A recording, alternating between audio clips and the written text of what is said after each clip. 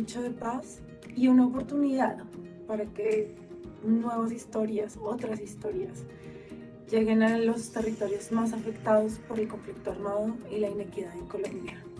Todas y todos podemos ayudar a que la paz se siga escribiendo en el Bajo Cauca, en el Catatumbo, en el Pacífico Nariñense, en el Chocó y en el Guaviare. Territorios que sufren graves tragedias a causa de la violencia armada. Únete y dona un libro nuevo o en perfecto estado para que el poder transformador de la lectura llegue a los niños y niñas, jóvenes y adultos de las zonas que más lo necesitan.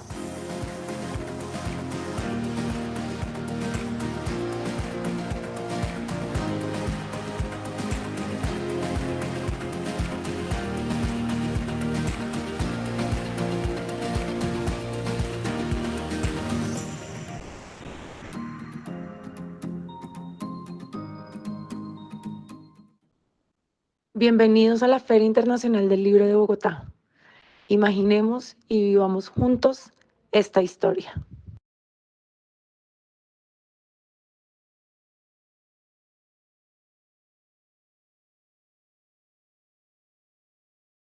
Yomar Huesca, gerente de Apidama Ediciones. Este año, en el 2021, nuestra editorial creó una nueva colección, Riesgo y Resiliencia, que quería incluir, en primera instancia, la emergencia relacionada con la represa de Hidroituango en el año 2019 y publicamos La Compuerta Hidroituango.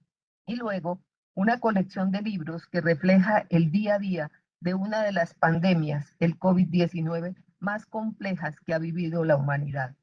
Son 3 volúmenes, el volumen 1, 2 y 3 de COVID-19 Colombia. Sus autores son el doctor Eduardo José González Angulo, director de la Unidad de Riesgos y Desastres, con una amplia trayectoria en riesgos y desastres desde hace muchos años, ingeniero civil de la Universidad del Cauca y magíster en Seguridad y Defensa Nacional y en Desarrollo Sustentable, con énfasis en prevención y atención de desastres de la Universidad del Valle, con apoyo de la Universidad de Tulane. El doctor Eduardo José González tuvo que encabezar hoy una misión especial que le envía el presidente de la República, llevando una ayuda humanitaria a Haití. Nuestro otro autor nos acompaña Luis Carlos Martínez Medina, actual director ejecutivo de la Red Universitaria de las Américas y el Caribe y para la reducción del riesgo de desastres en Guatemala desde el 2006 y asesor del director general de la Unidad para la Gestión de Riesgos y Desastres. También tiene una amplia trayectoria en riesgos y desastres, es ingeniero civil de la Universidad del Quindío y magíster en desarrollo sustentable con desastres de la Universidad del Valle, con apoyo de la Universidad de Tulane. Bueno, nos acompañan 2 panelistas, el doctor Alfredo Campos Zamorano, PhD en Sociología de Columbia University en Nueva York, y profesor adjunto e investigador del Payson Center de la Universidad de Tulane en Nueva Orleans. Y el doctor Omar Agudelo, especialista en pediatría, desarrollo sustentable y prevención y atención de desastres, director e investigador del Centro de Estudios para la Prevención de Desastres, CEPREVE, profesor e investigador en medicina aeroespacial de la Facultad de Medicina de la Universidad Nacional. Bueno, estos libros se han presentado tanto en la Feria del Libro del Pacífico en Cali como la Feria del Libro de Cartagena y próximamente en la Feria Internacional del Libro de Madrid en España. Y se consiguen en distintas librerías, la Librería Nacional de todo el país, en la Librería Lerner Norte y Centro de Bogotá, en la Librería Lubina, en Casa Tomada, en Wilborada. Estas son todas librerías de Bogotá. Librería Expresión Viva de Cali, en Librería del Fondo de Cultura Económica, en Grámata y en otras tantas librerías del país. Tenemos 25 librerías que llevan nuestros libros a toda Colombia. Bueno, Ahora le doy la palabra a nuestros dos panelistas, a los doctores Alfredo Campos Zamorano y Omar Agudelo, y les pregunto cuál es el valor de estas obras que hoy presentamos en el marco de la Feria Internacional del Libro de Bogotá, y si ustedes conocen que algo similar se esté haciendo en otros países. ¿Te toca a ti? Mi experiencia en gestión de riesgos y resiliencia se remonta a mi trabajo con la Universidad de Tulane desde 1995. Hicimos parte del grupo que se reunió en toda Latinoamérica en los años 90 y a comienzos del 2000, todo sobre resiliencia y desastres. Luego establecimos la maestría con el apoyo de la Universidad del Valle, a la cual asistieron tanto Eduardo José como nuestro otro panelista, Luis Carlos Martínez. En todo este recorrido, mantener la conciencia y la realidad de lo que ha sucedido a través del día a día, del diario acontecer de un desastre. Hay dos tipos de desastres, que son los desastres que tienen un impacto inmediato y de los cuales se sufre y se recupera pronto. Hay otro tipo de desastres como las pandemias, que no son desastres de un tiempo limitado, sino que son desastres que se extienden en el tiempo. Entonces, es todavía más importante poder tener la conciencia o el diario de lo que ha sucedido en todo el tiempo y cómo se ha manejado. Y este es uno de los grandes aportes que con estos libros se está haciendo a la literatura sobre desastres en pandemia. Entonces, yo quisiera que Luis Carlos nos contara un poco cómo han logrado hacer este gran aporte al entendimiento de lo que se ha hecho en Colombia y de cómo se ha manejado este gran desastre. Bueno, en primer lugar, muy buenos días para todos, buenas tardes ya. Profesor Alfredo y Omar, primero un saludo muy especial para ustedes, para las personas que nos están acompañando, por parte del doctor José González Angulo. Él está hoy en una misión del gobierno nacional, encabezando una comitiva que va a Haití, donde el gobierno nacional está llevando una asistencia humanitaria precisamente como apoyo de la emergencia del evento ocurrido en Haití hace unos días, y por esa razón nos manda un saludo muy especial para todos. Respondiendo a su pregunta, profesor Alfredo, hace unos años, casualmente con el doctor Eduardo José, en nuestro ámbito académico, reflexionábamos un poco sobre la deuda que teníamos de cierta manera eh, desde el punto de vista académico, al no documentar, a no escribir sobre los diferentes eventos adversos que de una u otra manera habíamos tenido en los diferentes ámbitos de nuestras experiencias, tanto en la vida profesional del sector público y sector privado. Sobre ese hecho, teníamos pensado casualmente comenzar a escribir, a documentar todas esas experiencias significativas, fueran estas exitosas o no. Ocurrió el evento de Ituango y se nos dio como la oportunidad de retomar ese ejercicio. Y muy bien, profesor, como usted lo mencionaba, sobre todo retomar ejercicios y hablando de eventos complejos que son sistémicos en cascada, como tiene que ver con el tema de la compuerta y como lo tiene que ver con el tema de la pandemia. En ese orden de ideas nos pusimos muy de acuerdo en iniciar ese trabajo en forma de bitácora, o sea, comenzar a documentar día a día lo que ocurría con estos eventos.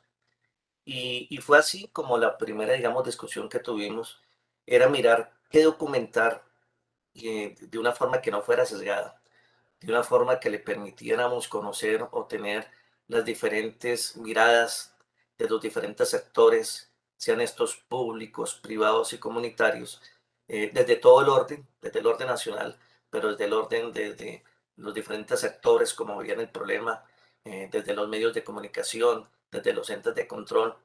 Y fue así como comenzamos a hacer ese tipo de análisis de minería de datos, de exploración de datos, y comenzamos entonces a buscar la información que aparecía en la virtualidad, que nosotros podemos acceder a través de las páginas de Internet y documentar eh, eh, no solamente en forma cronológica, sino también organizada, cada uno de los hechos que se piden día a día. Frente al COVID ha sido un tema muy especial porque coincidimos en algo y fue comenzar casi que desde los primeros días que se comenzó a hablar del coronavirus. No se llamaba un COVID-19 sobre el coronavirus. Y nos pusimos en la tarea de generar una disciplina día a día en que íbamos a retomar información de la que encontrábamos, por ejemplo, de la OMS, de la OPS, obviamente del gobierno nacional, y comenzamos a construir nuestro primer tomo. Nuestro primer tomo, que ustedes lo pueden ver, es un tomo que recoge esa primera fase de la preparación en Colombia. Y esa primera fase de la preparación en Colombia comienza desde los primeros inicios, nosotros comenzamos desde el mes de enero, a documentar cómo íbamos a reaccionar frente a una problemática que se estaba generando a nivel global y cómo obviamente el sector salud, ¿no? Es uno de los actores importantes y responsables de este tema. Comenzábamos entonces a manejarnos de manera oportuna, pertinente y eficaz para hacerle frente a este problema. Y es así como este primer volumen va desde el 31 de diciembre y como fecha hito hasta el 6 de marzo. ¿Por qué el 6 de marzo? Porque el 6 de marzo llega el primer caso de Colombia y ahí comenzamos a pensar ya en un segundo volumen, en un segundo libro. Realmente ha sido un trabajo dispendioso. Parece ser que fuera fácil el de buscar información, organizarla, colocarla, compilarla, diagramarla y sacar el libro no es una tarea que requiere de tiempo, que requiere de revisar muchas páginas, de evitar precisamente generar un sesgo. Y lo más importante que hablábamos con el doctor Eduardo José es que en este momento, bajo este contexto, nuestra actuación no debería generar juicios de valor. O sea, si usted mira los libros, lo único que encuentran ustedes son datos e información de fuentes confiables de todos los medios, como le mencionaba ahora, del sector público, del sector privado, del sector comunitario, de entes internacionales y precisamente para que la gente con el tiempo pudiera revisarlos, documentarlos y de acuerdo a su área de conocimiento o interés puedan profundizar sobre los mismos y sacar ellos mismos sus propios juicios de valor. Yo creo que hay que destacar algo muy importante y es que no, este libro no tiene sino un interés académico, ya que los autores se dieron todos los derechos de autor y el dinero que se recopile de ellos en la venta a la unidad de riesgos y desastres. Entonces, ¿por qué tanta importancia al sector académico, doctor Luis Carlos? Bueno, como les comentaba, ese es el otro rol que con el doctor José habíamos tenido esa deuda en lo social, en lo académico, de poder escribir, esa necesidad de escribir y documentar el número de experiencias que hemos tenido frente al tema. Se nos dio la oportunidad insisto, bajo ese contexto, y fue así como comenzamos entonces a aprovechar, digamos, esta oportunidad de documentar sobre todo una experiencia como esta es que no es tan frecuente. La última vez que nosotros habíamos hablado de un evento así fue en el año 2009, 2010, con el H1N1, y uno cuando comienza a revisar sobre el tema, pues lo que encuentra son hoy en día unos hallazgos muy pequeños, muy cortos, superficiales, con poca profundidad, y que uno le hubiera gustado en ese momento haber escrito precisamente a lo mejor un aprendizaje que nos hubieran servido para estos tiempos. Si uno revisa en lo histórico, pues uno encuentra el evento en 1918, donde tuvimos una pandemia importantísima a nivel global, pero el contexto de Colombia es que en 1918 en Colombia había aproximadamente unos 5 millones de habitantes. 5 millones. Hoy en día somos 50 millones de habitantes. Y lo que uno encuentra de referencia frente a esas pandemias, pues la verdad no es muy poco, es significativo, digamos que lo deja uno con unos grados de incertidumbre y con un afán de seguir profundizando en un tema específico. Esa fue una de las motivaciones real para que pudiéramos comenzar a tomar ese ejercicio en especie de bitácora todos los días, comenzar a revisar. Eso se nos formó con él una jornada de disciplina, donde en las mañanas teníamos que hacer la tarea desde muy temprano para recopilar la información del día, ya que mucha de ella desaparecía en lo publicado a través del Internet. Y en las noches, por supuesto, muy ajeno a nuestro trabajo, comenzar a hacer esa compilación y esa organización del tema. Discusiones, obviamente, que generábamos los fines de semana, porque el trabajo, vuelvo, repito, es de todos los días, lunes, martes, sábados, domingos, festivos, pero que se ha convertido en hábito y ya así llevamos aproximadamente alrededor de 550 días construyendo estos libros. Estos libros, como usted lo mencionaba, no, el único aporte e interés que tenemos, el interés académico. Esto es un libro que lo puede comprar o lo puede adquirir cualquier persona de cualquier área del conocimiento. Si quieres, desde el punto de vista de la jurisprudencia del derecho, pueden revisar todo lo que salió frente a las medidas jurídicas frente al hecho, desde la misma declaratoria de la 215 de la Constitución, los decretos que sacaron a nivel nacional para poder atender esta emergencia. Pero si lo quieren ver desde el punto de vista de la salud, pues van a encontrar toda la información relacionada con la curva epidemiológica, las estadísticas, los escenarios posibles y probables. Y si lo quieren ver desde lo punto social, igual, es decir, es un libro que le permite a la gente ubicar fácilmente en los temas que quieren trazar y que tiene su referencia, está bien referenciado, que le permite que si quiera profundizar en el tema, lo hagan sin ninguna dificultad. Y, y parece a mí que uno contar con una bitácora de lo que ha sucedido en un evento de desastres tan continuado y tan problemático como es una pandemia. Y este es un gran aporte para el futuro de poder uno saber cómo se manejó en toda la humanidad. Entonces, es dar elementos de análisis y de estudio para prevenir en el futuro y para poder guiarse en el futuro a cómo tratar este tipo de desastres que está siendo amenazando a toda la humanidad. Por eso me parece que es una labor muy encomiable, porque es una labor de poder relacionar cómo se ha manejado un problema tan grave como ha sido esta pandemia en Colombia. Bueno, le damos la bienvenida al doctor Omar Agudelo, así que él también nos va a dar su punto de vista de cuál es la importancia de este COVID-19, de estos 3 volúmenes que llevamos publicados.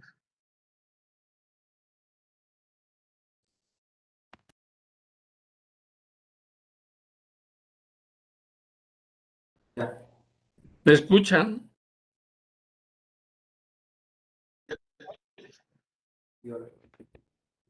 Buenos días, buenas tardes a todos. Fundamental la pregunta. Inicio por agradecer esta invitación. El logro de esta obra es fundamental y tiene múltiples perfiles. El primero, haberse atrevido a hacer una bitácora diaria, minuto a minuto, hora a hora, de lo que estaba pasando. Estoy seguro que posiblemente sea la única obra que ha logrado una recopilación, podemos decir, en tiempo real. Ese es el hecho fundamental. El otro importantísimo es que este registro es de hechos que son fundamentales para la humanidad, desde el punto de vista histórico, desde el punto de vista sanitario, desde el punto de vista de salud pública. Esta es una experiencia única que se pudo haber hecho con la pandemia H1N1 2009-2010, pero no se hizo.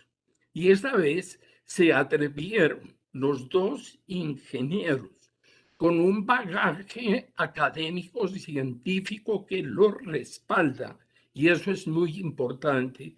Ellos hacen parte de esa primera promoción de investigadores en gestión de riesgo y manejo de desastres que tuvieron formación académica a profundidad. Por eso el tercer punto a resaltar es el peso científico que tiene esta obra, con una característica muy especial, y es que es una obra que no tiene sesgos, que no tiene retroscopio, no está mirando hacia atrás para criticar o destruir, sino que se construye sobre esta valiosa experiencia y que no tiene juicios de valor. Eso es otro punto importante. Entonces, está la obra así tal cual. Quien la tome la puede asumir desde lo histórico, desde lo político, desde lo sanitario, desde lo gubernamental, desde lo sanitario, y va a encontrar un valor importantísimo por donde quiera que se aborde.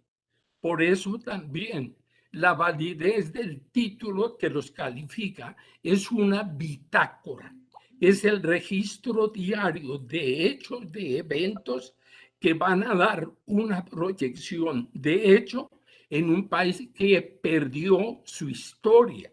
Porque es que es muy triste que en este país tocó recuperar la cátedra de historia por decreto en diciembre de 2017.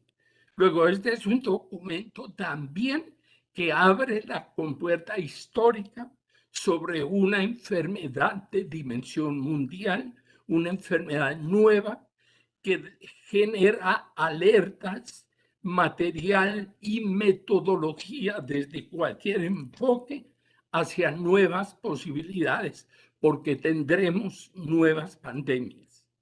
En resumen, y para ser breve, esto es el subrayado de la importancia de esta obra.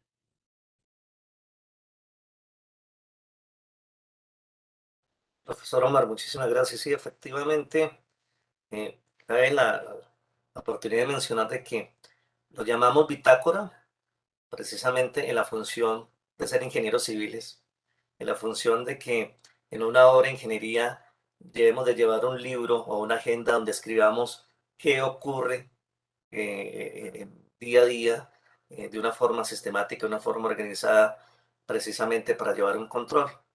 En esa, digamos, paraguas decidimos generar esta bitácora, pero con otro componente que no hemos mencionado y por supuesto era aprovechando también la pandemia cuando tuvimos el encierro preventivo obligatorio y era la forma entonces también de trabajar con la información que aparece a nivel virtual, a nivel de las páginas.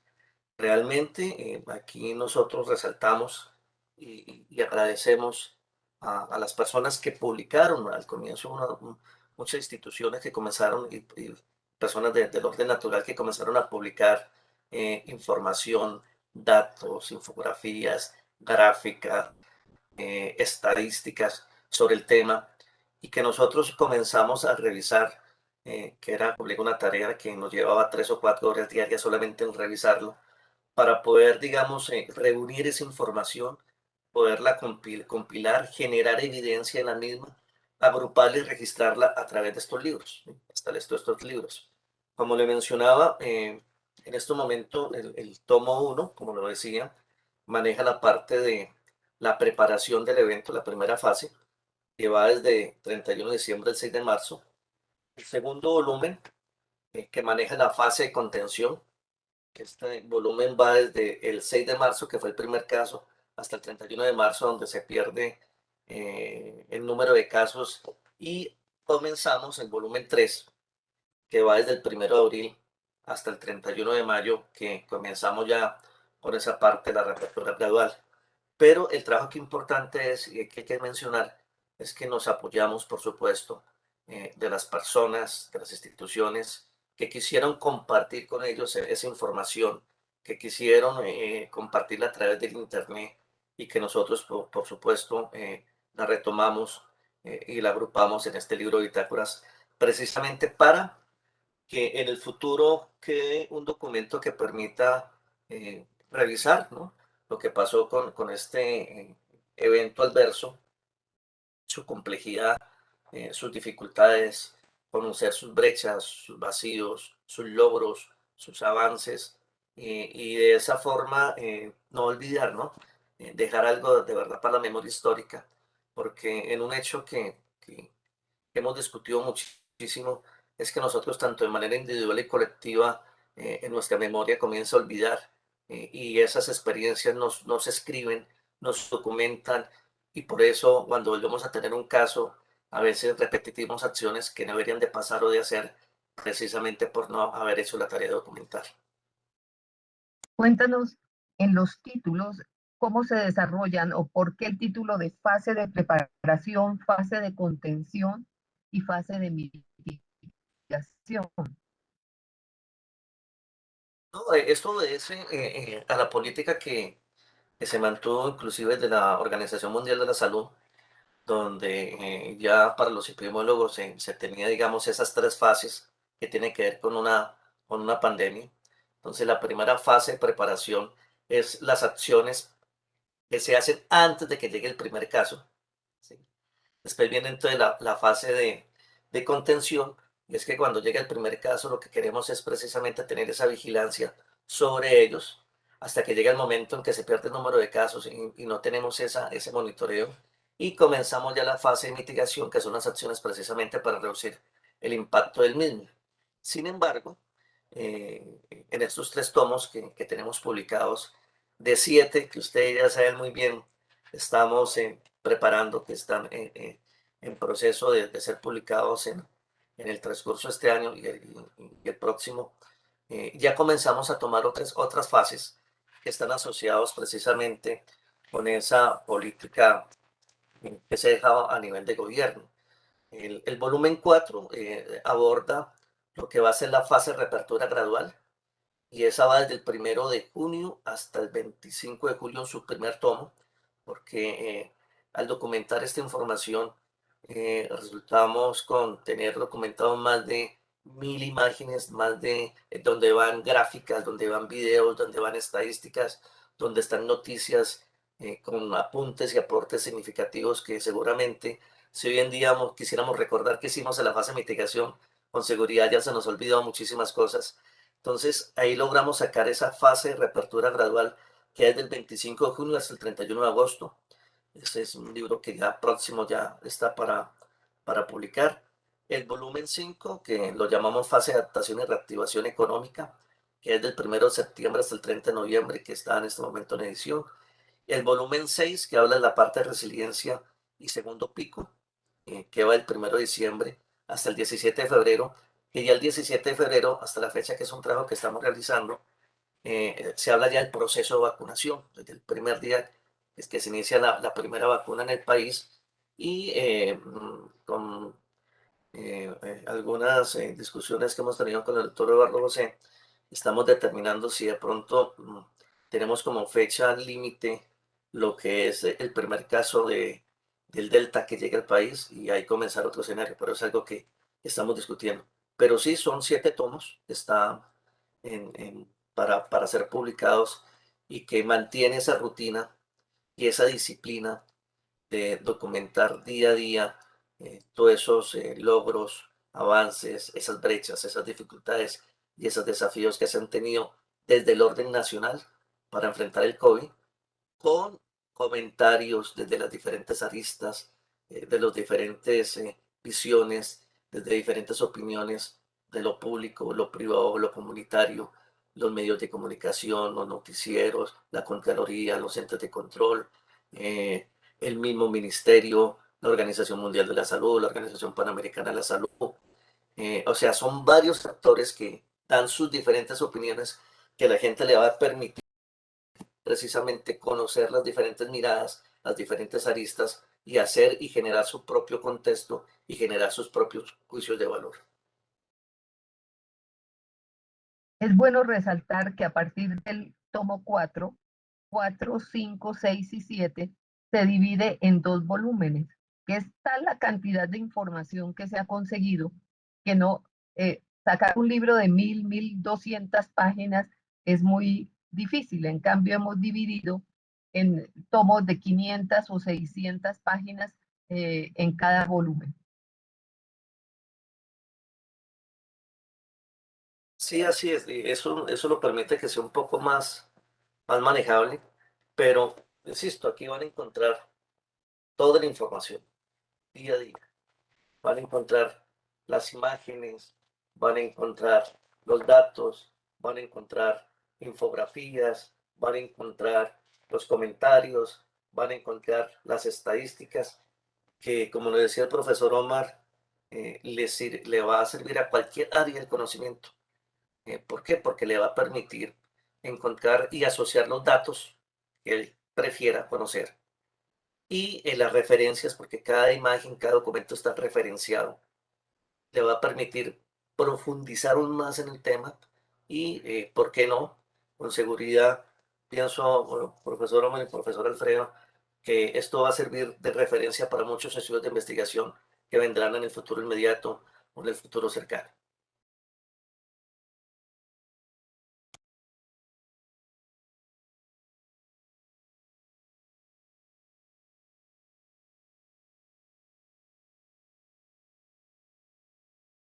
Ahora, yo creo que es muy importante resaltar un hecho, que es que estamos siendo pioneros en el mundo al publicar esta bitácora de lo que ha sucedido en el país durante esta pandemia que ha afectado a toda la humanidad. O sea que estamos siendo pioneros porque estamos dejando una huella de qué es lo que se ha hecho y cómo se ha manejado y cómo se está llegando hasta la recuperación de después de que pase la pandemia y la resiliencia a través de las acciones que se han estado realizando para eso.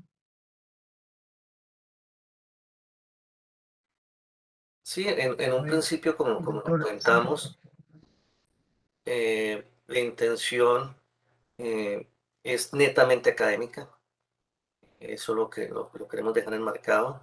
La verdad, el único interés que queremos es que la gente pueda llegar a ellos, llegar a ellos, eh, que puedan reposar en muchas bibliotecas para que la gente logre aprender sobre un evento que con seguridad muchos de nosotros no nos imaginábamos que podíamos vivir, que pudiéramos enfrentar, que sabemos lo que ha generado esta pandemia no solamente para el país, sino para el mundo. Realmente nos ha generado muchas reflexiones sobre el tema, sobre qué tanto los gobiernos estábamos preparados para enfrentar una crisis compleja, una situación emergente, una situación que es un poco frecuente, una situación que genera situaciones adversas, impactos en cascada, donde realmente es un poco compleja la situación, pero que, insisto mucho, nuestra única tarea, nuestra única propósito era documentar, solamente documentar. Profesora Omar lo mencionaba ahora y ahora con seguridad que nos volverá a retomar sobre el tema. Lo decíamos, aquí no damos ningún juicio o valor, aquí nosotros no decimos que está bien, que está mal, inclusive no hay ninguna palabra que nosotros aportemos, solamente reflejamos lo que otros actores en diferentes medios, en diferentes ámbitos quisieron en ese momento compartir a través del internet y eso es lo que hacemos, recogerlos, documentarlos. Eh, la verdad que al inicio era mucha la información, entonces tocaba obviamente generar fuentes seguras, fuentes de importancia, fuentes reconocidas para tener un alto valor de porcentaje de la confiabilidad de los datos. Y hoy en día pues somos conscientes de que el número de datos y información está bajando porque parece ser que el tema deja de ser de una importancia como lo era hace un año y medio que comenzamos con este tema del COVID.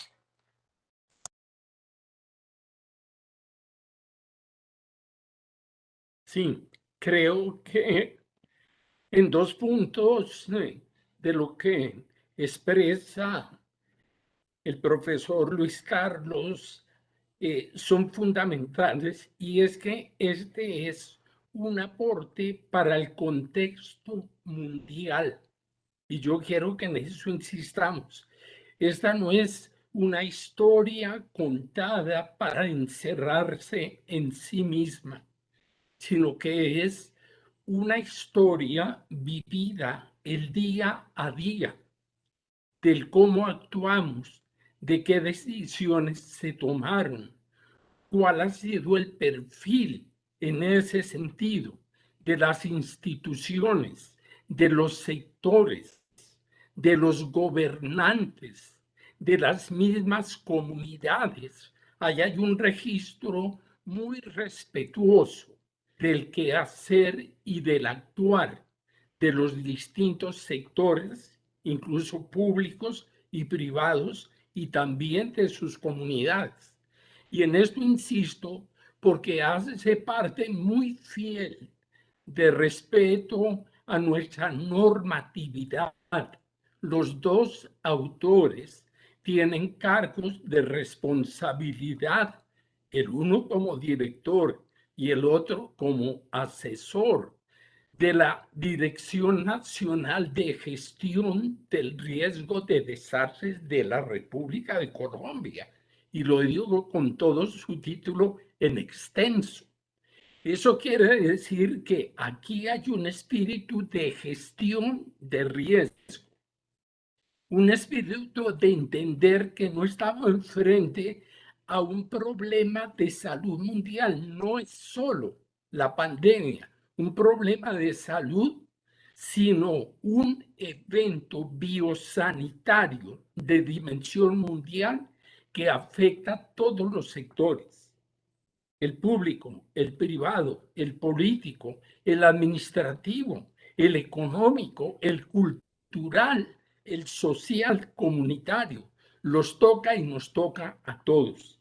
Entonces, cualquiera de estos matices de ese diamante polifacético puede ser tomado en la vigencia y en la realidad de esos textos, que, como lo decía Luis Carlos, no tienen juicio de valor. No hay términos ni supercalificativos ni descalificantes. Hay un registro de qué se dijo, en qué instante, qué se dispuso, qué decretos se expiden, qué resoluciones se expedía, casi que día a día, el Ministerio de Salud, dada la presión inmensa de una enfermedad con un avance de altísimo contagio. Ahí está el impacto de esta pandemia. Podemos decir, y con todo respeto y con todo el dolor, que la mortalidad es baja. Si uno compara con otras pandemias, estamos con una bajísima mortalidad a pesar del dolor en el mundo por muchas pérdidas. Vamos en 4,5 millones de fallecidos en el mundo. La pandemia de influenza 1917-1918 mató entre 50 y 70 millones de personas en escasos 2 años. Pero el problema aquí es el contagio, la mutación del virus, y ese registro lanzaba información todos los días desde todos los sectores mundiales, internacionales, políticos, sanitarios, que la OPS, que la Organización Mundial de la Salud, que el Ministerio de Salud, que las secretarías departamentales, que la Secretaría de Salud de Bogotá, que las disposiciones gubernamentales, que lo que dijo el Comité Nacional de Gestión de Riesgo. Era una proliferación y una amplitud de perfiles que sabemos que con inmenso esfuerzo los dos autores se plantearon en recoger faltando horas para todo lo que iba surgiendo. Entonces, insistir en que este es un aporte gigantesco al contexto primero mundial, regional y nacional, desde lo local hasta lo global. Entonces, hemos tenido un abordaje por estos autores de lo que podríamos decir lo local, para que al mismo tiempo enriquezcan el contexto académico, científico, sanitario, cultural e histórico. Subrayo porque esta obra hay que saberla coger. Cada página es una provocación para profundizar en esa información, el porqué del decreto, el porqué de la resolución, cuántos meses gobernando por decreto de emergencia porque era requerido para la dimensión de este impacto. Entonces, para mí y para muchos, a pesar de mis años, es la primera vez que veo decretos de emergencia que no tengan que ver con el estado de sitio, sino que tengan que ver con decretos de emergencia para la protección de las comunidades nacionales y un ejemplo de toma de decisiones para la comunidad internacional.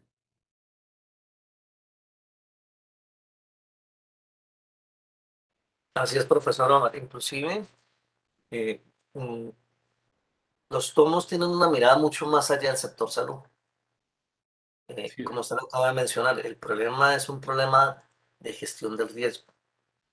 Es un problema donde el COVID no solamente afectó el sector salud, afectó el sector social, afectó el sector económico, afectó el sector industrial, afectó el sector agrícola. O sea, todos los 24 sectores del Estado fueron afectados. Se afectó el sector público, se afectó el sector social, el sector político. O sea, todos fuimos de cierta manera, hemos tenido algún impacto frente al COVID. Entonces el libro, los libros recogen no solamente la mirada del sector salud, sino también retoma los efectos sobre el sector económico, retoma inclusive los efectos sobre el sector social, que son muy significativos y que hoy en día, digamos, nos ha cambiado de cierta manera un poco nuestra conducta sobre el tema. El solamente de hablar de un distanciamiento social, el solamente de cambiar algunas actitudes, algunas conductas frente a este nuevo escenario, el solo hecho de haber tenido que encerrarnos durante unos meses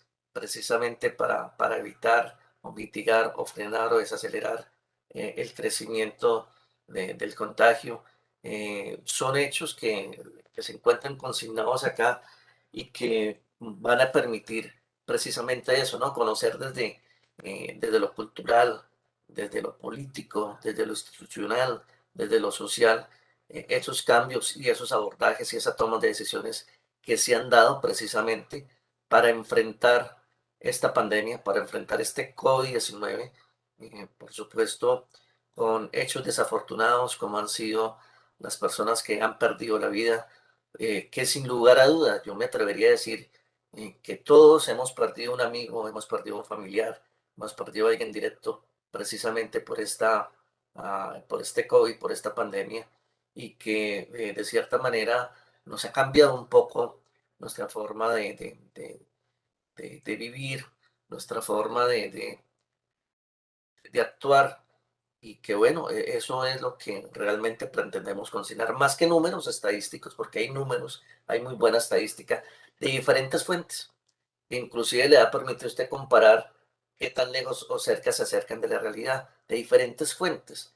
Y de igual manera también tenemos ese tipo de comentarios y de acciones cuando hablamos entonces de una reapertura gradual, cuando hablamos entonces de una recuperación económica, cuando hablamos de todo, inclusive ese proceso de negociación para las vacunas. O sea, hay un escenario que a veces la gente desconoce, por el que su cherro oye razón, y aquí lo que tratamos es de visibilizar todas esas situaciones que son ajenas y que a veces están ahí publicadas, pero muy atomizadas, muy dispersas, que la labor nuestra precisamente era saber dónde estaban, saber agruparlas y poderlas completar de una forma que le permita a la gente rápidamente buscar lo que realmente quiere encontrar para una futura investigación en economía, en jurisprudencia, en salud pública, en manejo de la gestión de riesgo, entre otras.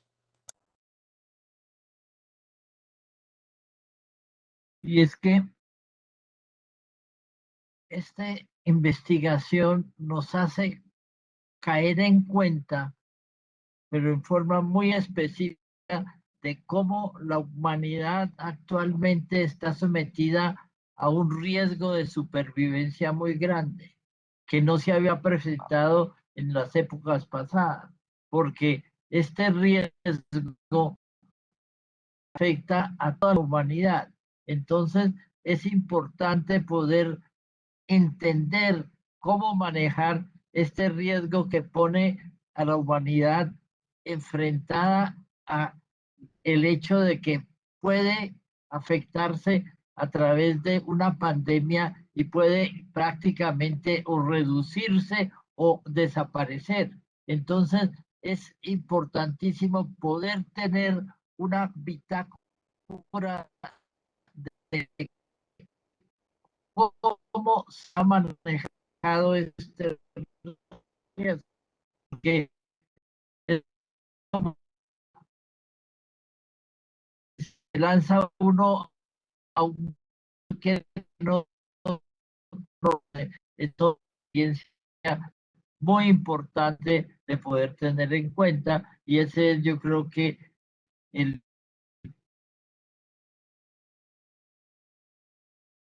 motivo más claro es poder darnos la manera de entender cómo se puede manejar una situación tan seria para toda la humanidad.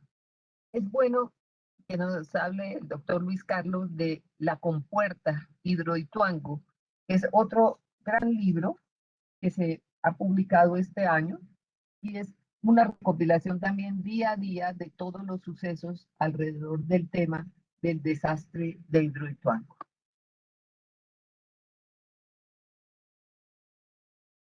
Sí, de igual manera, este fue nuestro primer ejemplar, nuestro primer ejercicio académico que hicimos con el doctor Eduardo José.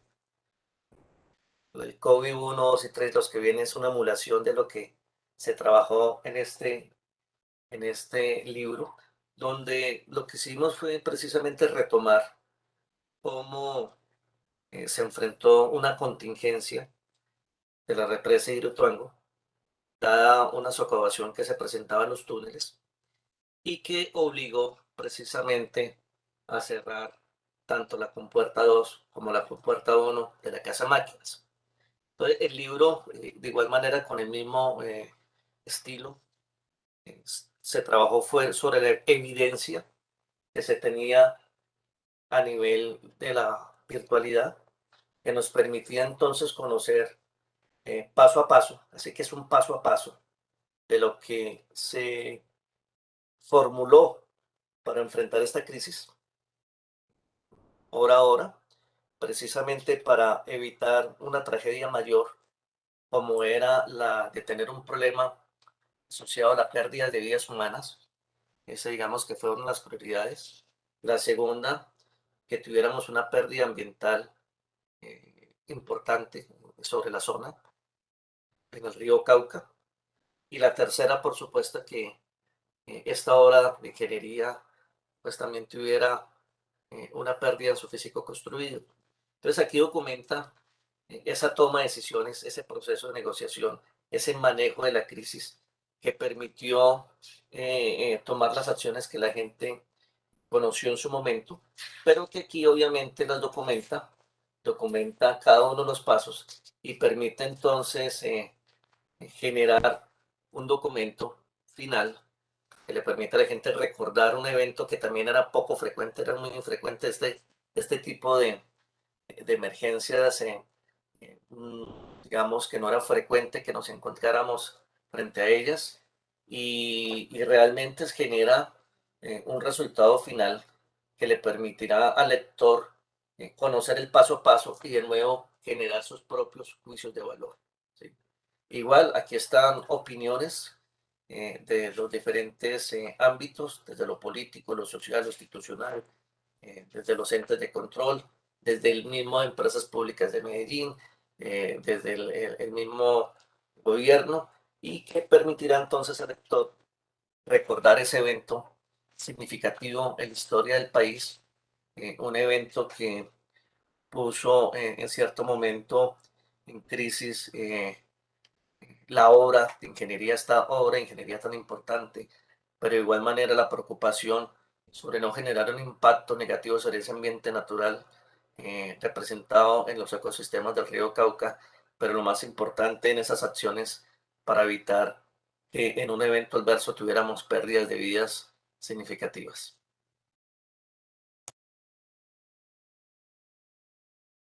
¿Y cuál es el, digamos, el resumen y la esencia de esa crisis de Hidroituango?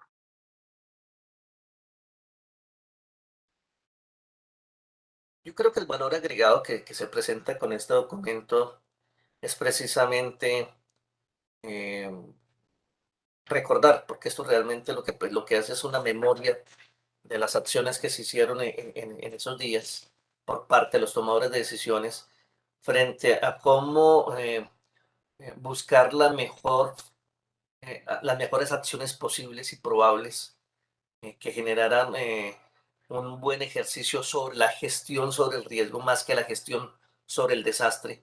Pero lo más importante, ambos ejemplares o ambos, cuando hablo de Hidroituango y del COVID, creo que es un aporte al conocimiento y a la comprensión del riesgo.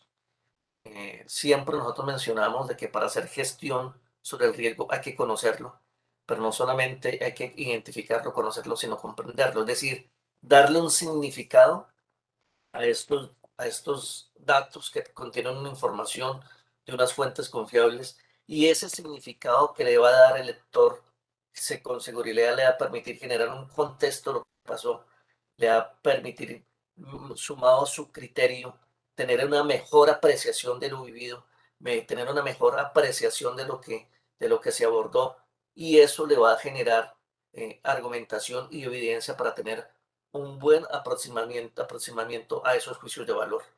Eso es lo que realmente van a aportar esos libros para los que tengan la oportunidad de leerlos, tengan la oportunidad de darles una primera mirada y es eso, ¿no?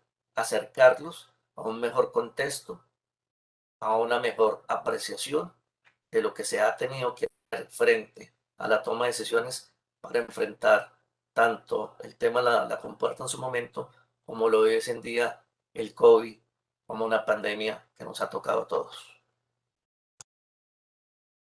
Bueno, yo creo que ya empezamos a cerrar y quiero que nuestros asesores acá también den un cierre a este evento y le cuenten al público algo más de estos libros.